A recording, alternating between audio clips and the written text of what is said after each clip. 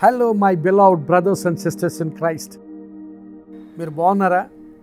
మీరు క్షేమంగా ఉండాలని, అభివృద్ధి చెందుతూ ఉండాలని దేవుని సన్నిధిలో దినదినము మీకోసం ప్రార్థన చేస్తూ ఉన్నాం.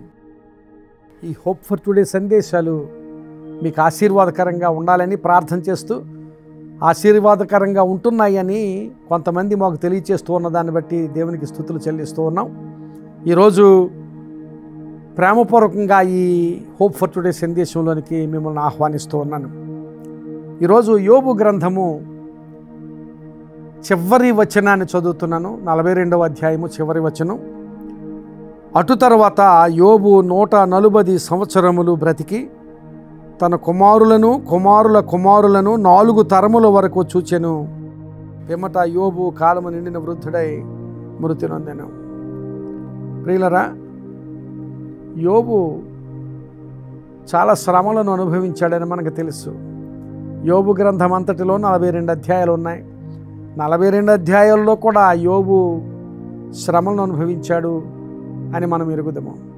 ఆ 42 అధ్యాయాల్లో యోబు తన వృత్తిని, వ్యాపారాన్ని నష్టపోయినట్లుగా మనం చదువుతాం.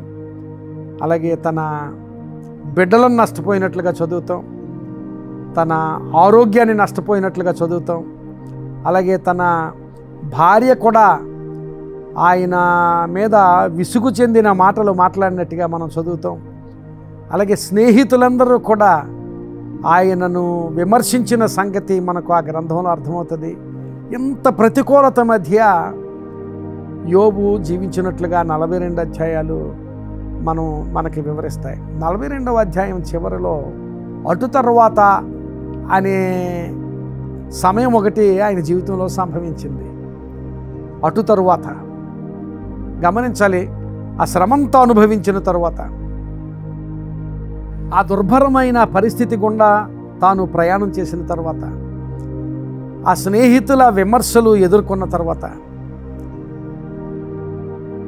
భార్య నుంచి కూడా విసుగుదల ఎదుర్కొన్న తర్వాత, పిల్లలందరినీ కోల్పోయిన తర్వాత, వ్యాపారం అంతా కోల్పోయిన తర్వాత, ఆరోగ్యం కోల్పోయిన తర్వాత, అటు తరువాత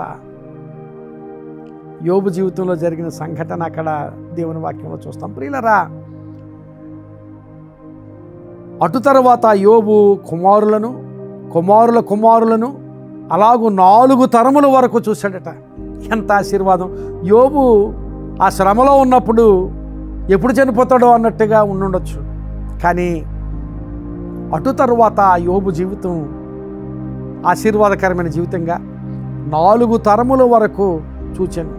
అటు తరువాత 140 సంవత్సరాలు బ్రతికాడట. అటు తరువాత 4 తరముల వరకు చూశాడట.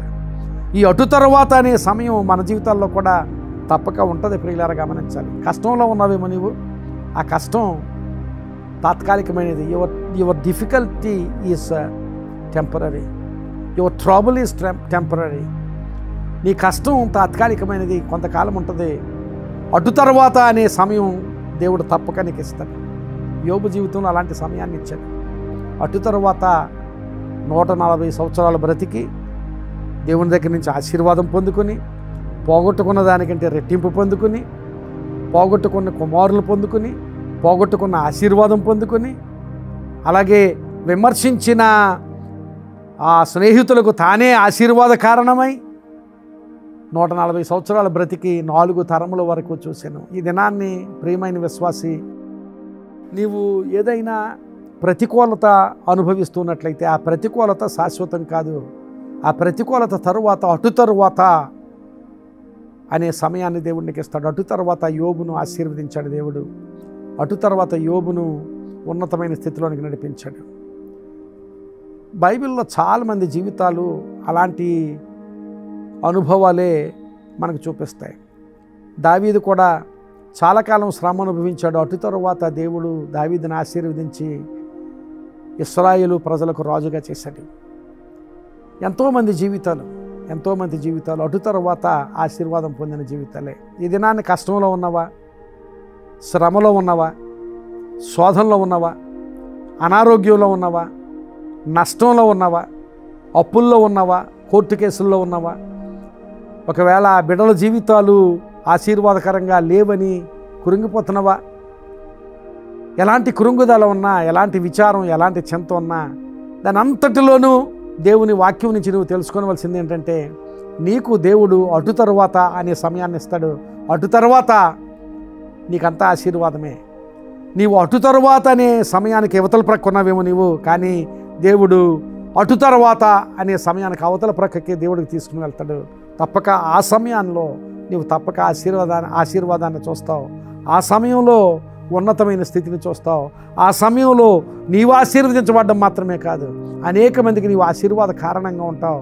తరతరములను నీవు చూస్తావు. అట్టి ఆశీర్వాదం దేవుడు నీకు తప్పక దయచేస్తాడు. అయితే యోబు ఎలాగూ విశ్వాసాన్ని విడిచిపెట్టకుండా దేవుని మీద ఆనుకుని బ్రతికాడో, ఎంత శ్రమ అయినా, ఎంత కష్టమైనా, ఎంత విపత్కరమైన పరిస్థితులైనా, ఒకవేళ చనిపోయే స్థితి వచ్చినా, అలాంటి స్థితిలో కూడా దేవునిని విడిచిపెట్టక బలమైన విశ్వాసంతో దేవుని మీద ఆనుకొని, నా దేవుడు తప్పక నాకు అటు తర్వాత అనే సమయాన్ని నాకు ఇస్తాడు అనే విశ్వాసంతో ముందుకు సాగు. తప్పక దేవుడు నీ జీవితాన్ని ఆశీర్వాద స్థితిలోనికి నడిపిస్తాడు. అలాంటి ఆశీర్వాద స్థితి కోసం నీ జీవితంలో విశ్వాసంతో ముందుకు సాగు. ఏ శ్రమైనా, ఏ విపత్కరమైన పరిస్థితి వచ్చినా, ఒకవేళ ఒకనొక సమయంలో యోబు అంటాడు, నా చర్మము చీకిపోయినను అంటాడు.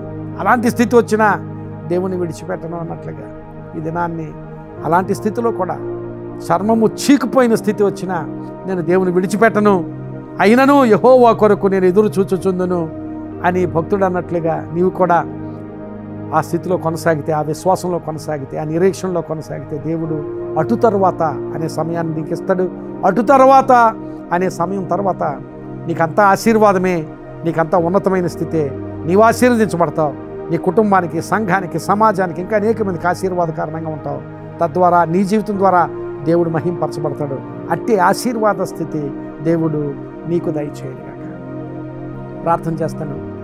కృపగలిగిన మా ప్రభువా, పరిశుద్ధుడా, ఈ మంచి సమయాన్ని బట్టి మీకు స్తోత్రాలు. మాతో మాట్లాడారు, మీకు వందనాలు ప్రభువా. నిజమే ప్రభువా, యోబు జీవితంలో ఎంతో శ్రమను చూశాడు. ఆ శ్రమల తర్వాత అటు తర్వాత యోబుని నీవు ఆశీర్వదించావు. అటు తర్వాత 140 సంవత్సరాల సుదీర్ఘమైన జీవిత స్థితిని ఇచ్చావు ప్రభువా. 4 తరాలు చూసే గొప్ప భాగ్యాన్ని యోబుకి ఇచ్చావు ప్రభువా. ఈ మాటలు విన్నవారు ఒకవేళ ఎలాంటి శ్రమలో ఉన్నా, ఎలాంటి కష్టంలో ఉన్నా, ఎలాంటి కృంగిపోయిన స్థితిలో ఉన్నా, దేవుడు నాకు తప్పక అటు తర్వాత అనే సమయాన్ని ఇస్తాడు.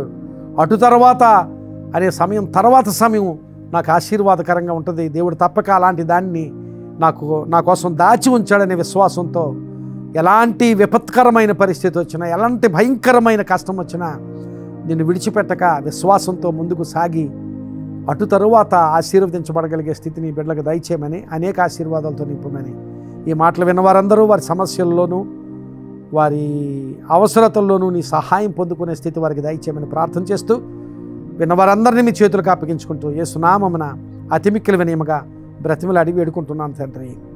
ఆమేన్. God bless you friends.